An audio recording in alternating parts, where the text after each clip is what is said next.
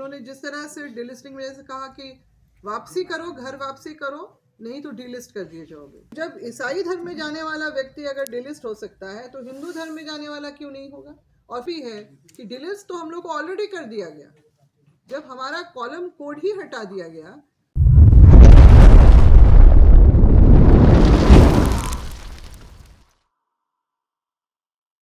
Delisting के पक्ष में उसके विरोध में है। हाँ, मैं खुद भी डिलिस्टिंग के विरोध में हूँ, क्योंकि जिस तरह से देखिए मुख्य कारण जो है, क्योंकि इन्होंने जिस तरह से डिलिस्टिंग में जैसे कहा कि वापसी करो, घर वापसी करो, नहीं तो डिलिस्ट कर दिए जाओगे। और वापसी कहाँ होगी? हिंदू धर्म की बात करते हैं। तो ये जो आदिवासी नेता, जो जनजातीय सुरक्षा मंच के जो भी अगुवागण हैं, ये लोग अपने आप को हिंदू मानते हैं। तो जब ईसाई धर्म में जाने वाला व्यक्ति अगर डिलिस्ट हो सकता है तो हिंदू धर्म में जाने वाला क्यों नहीं होगा? और फिर आपको क्या अधिकार बनता है कि इस तरह की बातों को के बारे में अपनी राय देने का भी, या किसी को उस पर दबाव बनाने का भी?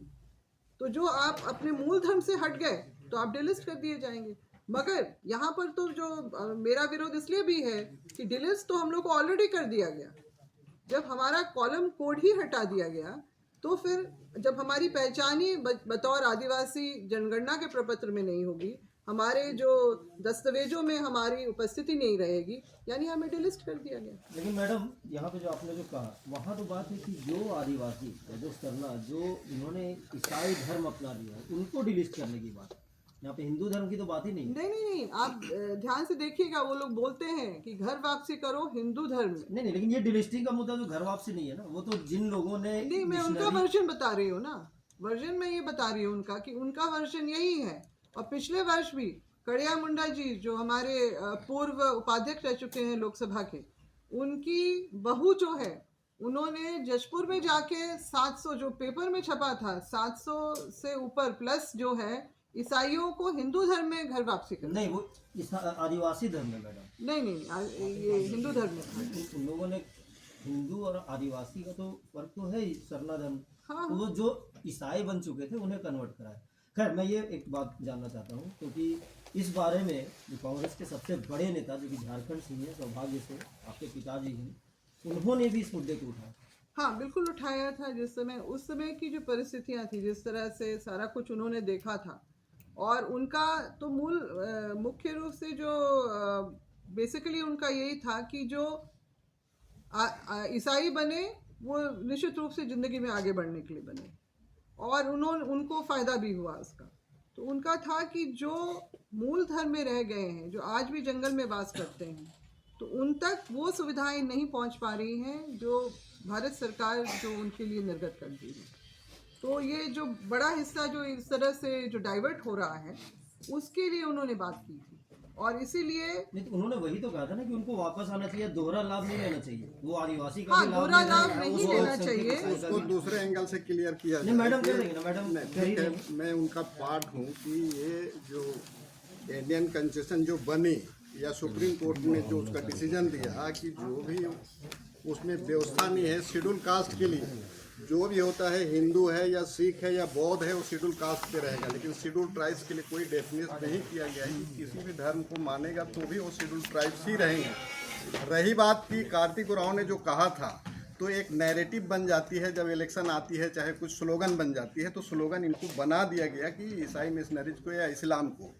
बात उसमें आई कि जो भी क्रिश्चियनिटी में आई तो उसमें कोई बाइंडिंग्स नहीं है, कोई भी कास्ट एंड क्रीड के क्रिश्चियनिटी फेथ अपना सकते हैं, क्रिश्चियनिटी फेथ अपना सकते हैं। उस समय क्या हुआ कि ये संविधान बनी और जस्ट आया हुआ था कि उसमें अमेंडमेंट भी हो रही थी, तो बात आ गई जो क्रिश्चियन जो हो गए हैं अदर देन ट्राइबल, वो भी ट्राइबल का बेनिफिट ले रहे थे। आपको कहने के लिए बोलेंगे कि यहाँ बेड़ो कंस्टिट्यूंसी हुआ समय हुआ करती थी, तो पॉल दयाल जो नन ट्राइबल थे, वो क्रिश्चियन थे, वो वहाँ से इलेक्शन 1962 में जीत के, उसी तरह से नागपुर के आपको बंगाल से 62 एंड 67 में अलेक्जेंडर हेनरी ने जीत लिया था।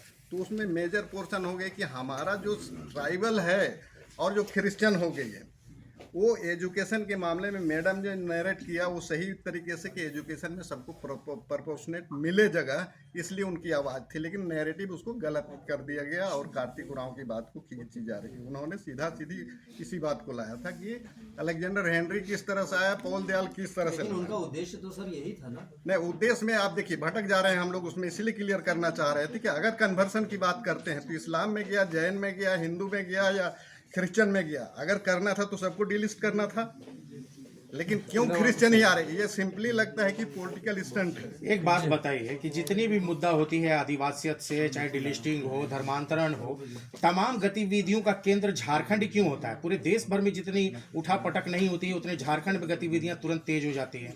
क्या चुनावी मुद्दा है ये? चुनावी रणनीति है कि 2024 में लोकसभा भी होगा और विधानसभा के चुनाव भी होंगे?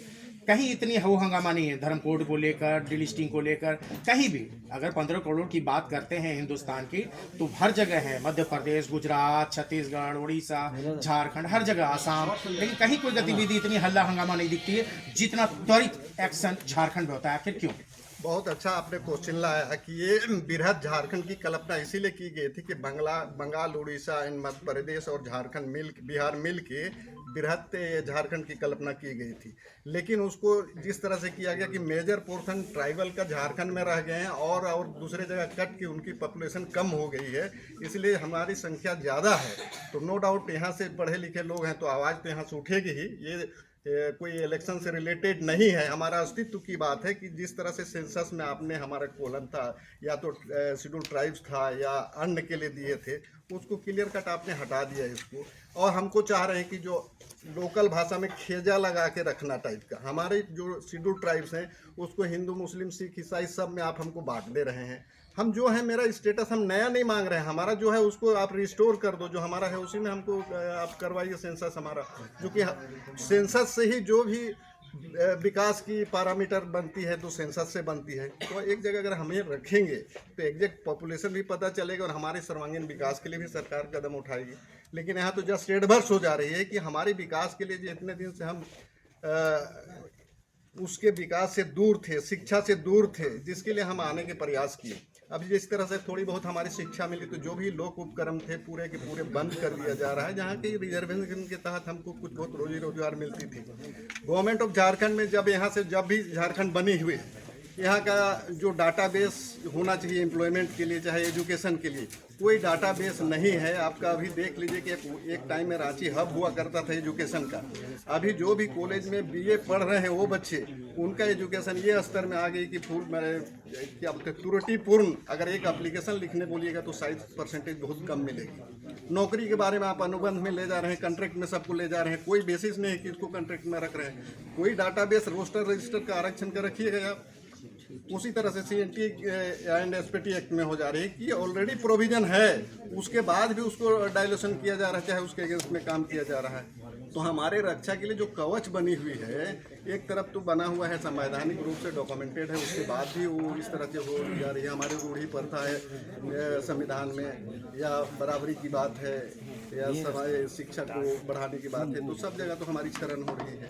तो ये थोड़ा सा लगता है कि हमारे साथ में द्वितीय दर्जे से भी नीचे के दर्जा में हमको ट्रीट किया जा रहा है, इस तरह से फील होती है। और इस तरह का, और ये सिर्फ चुनावी मुद्दा मसला नहीं है, हम लोग हमेशा से इसमें लगे हुए हैं। यहाँ पर आपको दिखाएंगे कि 2015-16 से ही इसमें कयावत शुरू हो गई थी और इसमें मतलब कि अलग से सरना कोड मांगने की। तो आपने कहा कि बाकी जगह नहीं है असल में लोग पॉकेट्स में, जैसे मैं भी दूसरे राज्यों में जाके मैं उस ऐसे सभाओं में मैं भी शामिल हुई हूँ। और फिर जंतर मंतर में आज के दिन में आज ही ट्रेन पकड़ के लोग जंतर मंतर भी जा रहे हैं, जो वहाँ पर शामिल होकर धर्म कोड की ही बात करने के, उसी की मांग करने के, पुनर्स्थापित करने के लिए ही कल प्रदर्शन होगा। तो इस तरह का देश भर से आ रहे हैं, सिर्फ ये नहीं कि झारखंड से ही लोग जा रहे हैं, यहाँ से भी जा रहे हैं, देश के अन्य प्रांतों से भी वहाँ पहुँच के एकजुट होकर अपनी आवाज़ वहाँ पर उठाई जाएगी। असम में जो चाय बागान में काम करते हैं, झारखंड, छत्तीसगढ़, उड़ीसा के ही जो आदिवासी वहाँ हैं, अंडमान में लगभग झारखंड के 80,000 मतलब है वो नहीं मिला, तो वो अपने आप को कहाँ रखे? उनकी लड़ाई बरसों से चली जा रही है, तो उनको सपोर्ट क्यों नहीं मिल रहा है? नहीं, सपोर्ट हम लोग करते हैं उनको, मगर यहाँ तो मुख्य रूप से सरकार को इसमें यहाँ पर काम करना है। लेकिन वो तो टकटकी लगाए हुए हैं कि कोई भी संगठन आए, कोई सामाजिक लोग आए, हमसे मिले, हमारी भी दर्द को समझें। जो अंडमान में लगभग 80,000 लोग हैं वहाँ पर, यही के हैं। पिछले साल ही हमारा अखिल भारतीय आदिवासी विकास परिषद का राष्ट्रीय एक प्रतिनिधि मंडल हम लोग के बतौर मिले थे, राष्ट्रपति से मिले थे, और वहाँ पर भी ये सारी बातों को रखा गया था। मगर वही है, ये सारे लगता है वेताल खाते में सब चला जा रहा है, जो कभी भर के नहीं आता है। आपको मैं और ऐड इसमें कर दूं, सरकार की ही नियत का ही यहाँ पर अब इसमें ऐड कर दूं कि जनजातीय मंत्रालय खुला है, जिसमें कि ट्राइब्स जो हैं वेस्ट बंगाल में हैं उनको ट्राइबल में दे रहे हैं, आसाम में आप नहीं दे रहे हैं। तो ये तो काम जो लोकुर कमेटी के अनुसार से हमारा जो स्टेटस है ट्राइबल होने के जो गुण चाहिए वो गुण सभी उसमें विद्यमान है। उसके बाद भी ट्राइबल मंत्रालय उसको देखे और उसको रिकमेंड करे तभी हो सकती है। हम लोग तो संस्थाएं जो भी हैं जितनी भी हैं जाएंगे, लेकिन स्पेशली उसके लिए मंत्रालय किया गया है। अभी भी मंत्रालय में बहुत सारे लिस्टिंग डिलिस्टिंग कर रहे हैं लोग, जैसे तरह के जम्मू एंड कश्मीर में जो फॉरवर्ड क्लास के हैं उनको भी उन्होंने लिस्टिंग किया, और जगह भी कर रहे हैं। तो ये मंत्रालय का भी देखने का काम है। टी ट्राइब्स का तो नो डाउट आसाम का बहुत दुर्दशा है, होना चाहिए उनको। हम लोग का डिमांड पहले भी है, माननीय मुख्यमंत्री, माननीय कल्याणी इसका जनजातीय मंत्री अर्जुन मुंडा साहब से भी हम लोग ने इसका जिरह किया कि उस पर देखा जाए उसको।